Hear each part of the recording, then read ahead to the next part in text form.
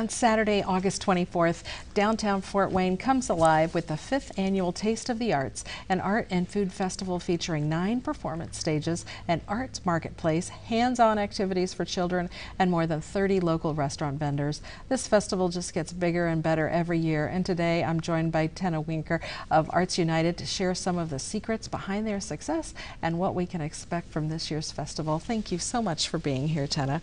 Glad to be here. Well, you know what? The Taste of the Arts seems like, to me, it's been one of those classic Fort Wayne festivals forever, but it really hasn't gone on all that long, has it? Well, this is its 5th year. Wow. Yeah, it started in 2009, and it started rather small.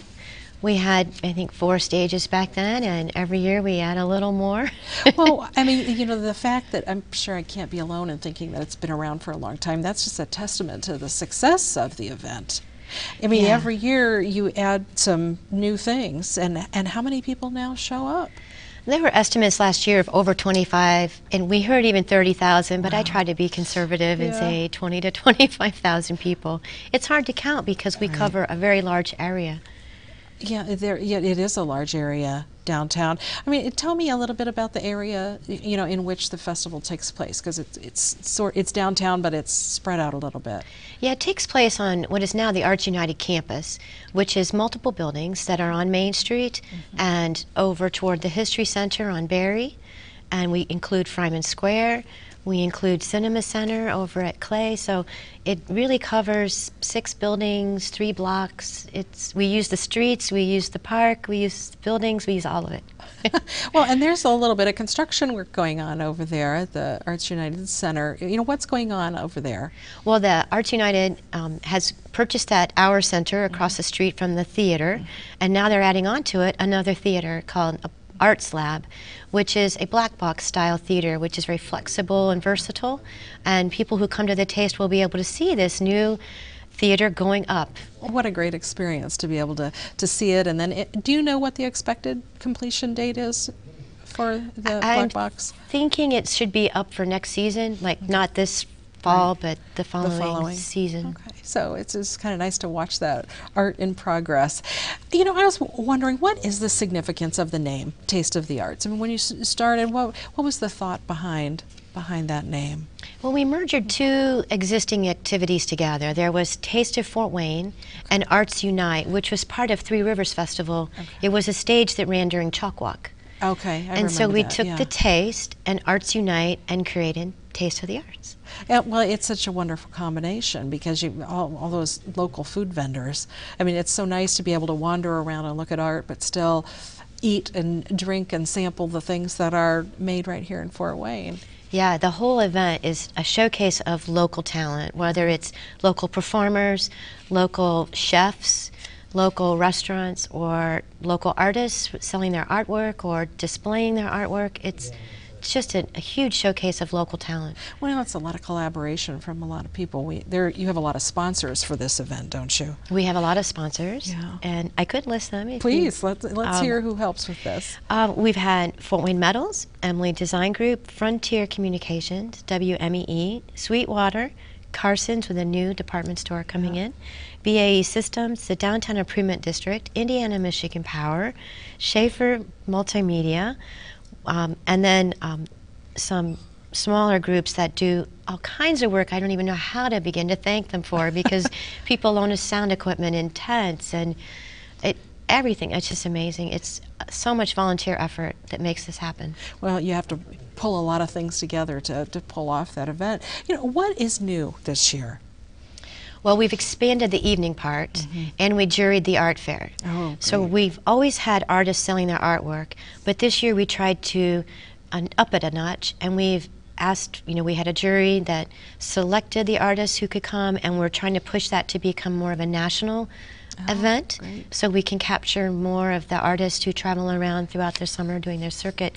But we didn't want to exclude anybody, so we added a second art marketplace, and that will be a partnership with the YLNI Bar Street Market, which will expand its hours to run during the Taste, and artists who are not in the juried part will be over there in the art market. So there is just something for everybody in the arts area, isn't there? There is. If you're interested in performances, Yeah. the performances, there's about 6 60 scheduled. Oh my goodness. And they are theater acts with scenes from plays.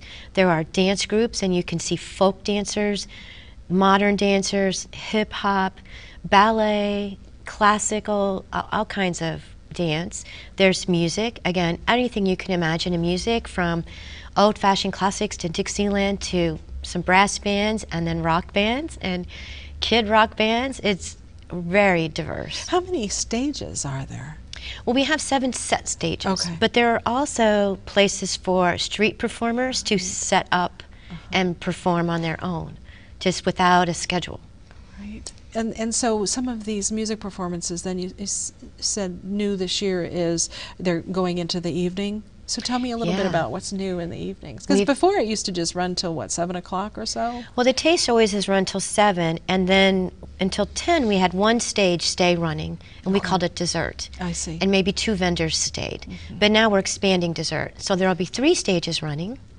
There will be a stage sponsored by WBOI's Meet the Music, and then we have a stage on the Arch United Plaza with the Children's Choir and Hope Arthur Orchestra, and then we have an indoor stage of folk, and I guess you could call it acoustic, but it may be a little louder than acoustic from what I hear, inside the Hour Center. Okay. In addition, we've added a wine tasting where you can sample some wine and try salsa lessons and dance, or try painting your own canvas with ArtLink and paint, or you could do both for each an hour. It's a 2-hour evening activity, wine tasting. And then at 10, we've added the first attempt at an outdoor movie with Cinema Center. Oh, that ought to be fun. Yeah. And outdoors, where is that going to take place? It'll take place in the Arch United Plaza, and we've prepared a screen to hang on the face of the Arch United building. It's rather large.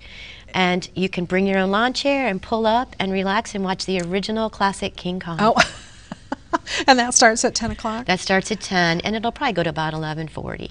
And just about all of these events are free, aren't they? Yeah, it's all free admission. You have to probably register for the wine tasting and the Yes. painting and the salsa Right, lessons. that's the only ticketed event, so we know how many canvases to prepare and Right. that kind of thing. What a great opportunity for people to come down. But you don't have to be there at the very beginning. I mean, it's sort of a come and go event if you want, but you could spend all day too, I You could think. spend all day. And I've heard people say, oh, there's just too much, I can't see it all, and that's the beauty of it. It's all local talent, and you can't see it all. You have to pick and choose which stage you want to go to and what you want to see. When you have a lot of vendors there too, don't you? I mean, people who are doing other artistic events, or, you know, what kind of vendors can people meet that day? Well, in addition to the street performers, and they'll be performing a wide variety of talent, from balloon animals to guitars on riding a unicycle to robots, like, you know, living statue kind of performances. There's that, but in addition there are food vendors, and one of our food vendors is bringing the world champion dough tosser this year. Really? Yeah. Like pizza dough? Pizza Like dough. up in the air? Yeah, and he's a champion, and he's going to be doing tossing demonstrations, and having, in the afternoon there'll be a time for children to come and do some dough tossing with him. But he'll be displaying his culinary performance, Wow. if you will, Well, that during is the certainly festival. unique. That's a fun thing to watch somebody do that, to go from a little ball to a Yeah. big flat And he pizza does pie. it with acrobatic style. So you actually block off parts of Fort Wayne for Yeah. this, don't you? I mean, so there's no cars going through these areas. It's how many blocks are involved in this? You were kind of explaining the breadth of it, but It covers a good 3 blocks of ground. We use all of Maine between Lafayette and Clinton. We use Bar Street all the way down past the market. And all of that's closed. So we have the food vendors in the streets and things going on. So it's very easily accessible with pedestrian activity. There's parking all around on every side of these areas. So there's garages, there's open lots. It's very easy to just walk in. and a lot of that parking is free on It's Saturdays. pretty much all free. Yeah, so it's easy to get down to, and people could even ride their bikes down there. You have a bike valet? Yes, Fort Wayne Trails is providing bike valet again, and that's become very popular, where they will check your bike in and give you a tag so that you can get your bike back and it's in a secure place. They're going to watch it for you. You know, what would you say, you know, the overall goal of Taste of the Arts is? What is it that you're trying to accomplish with this event every year? Well, we really want this community and the region around us to know how much talent there is in Fort Wayne. We are a cultural hub. We have an amazing amount of people collaborating together and experimenting with their skills.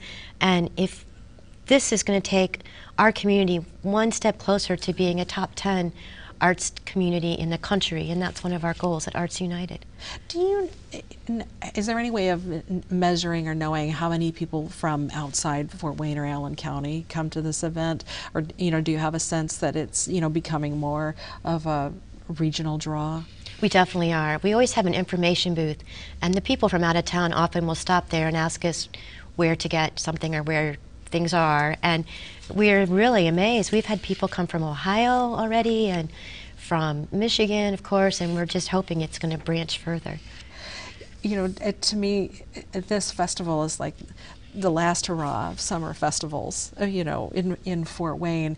And to see that it's getting bigger and bigger every year is just amazing. I mean, how many people would you say when you first did it came? Yeah, we think it's probably 5,000 the first year. So really now to have grown to maybe 25,000 is huge. Yeah. You're just getting ready for this one, but do you think about the future, what you'd like to see, next year and beyond? Oh, yeah, I already have notes for next year. Performing groups we want to make sure we invite, or additions we want to make. Right, and can you tell me about what any of that is? Or are you just kind of keeping that for the secret for the next time it comes around? Well, we have a long-term goal of making it a 2-day festival. Ah. But that's going to take some effort because, we'll need more performing groups and to stay 2 days, and it's a lot of commitment. It's asking a little bit more from the people who take part. So remind us again of when it takes place. It's August 24th. It starts at 11 a.m., but it's all day. All day. All day. And downtown. It'll probably end about 11:30 with the movie. And yeah, it's going to be beautiful. It is going to be beautiful. Thank you, Tena, so much for being here. I'm Melinda Haines with the IPFW College of Visual and Performing Arts. Nationally, PBS is America's largest stage for the performing arts. Locally, PBS 39 connects you to our region's arts and events here on Arts Weekly. All this is possible because of the lead role you play through your financial support of this station.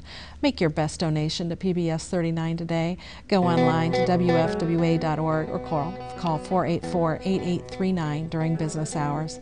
Thanks to your gifts, PBS 39 is your ticket to inspiration and great arts. And please join me next time on Arts Weekly when we'll learn more about 2 area festivals, one well-established and one brand new, taking place over the Labor Day weekend. We'll meet with Sarah Payne and John Souter from the Auburn Corps Duesenberg Festival. Then we'll hear all about the new Lion and Lamb Festival from Amy Cox and Matt Landry. For up-to-the-minute arts updates, you can find us on Facebook, Twitter, and YouTube. Be sure to join us here live Thursday evenings at 7:30 on PBS 39. Thank you for watching.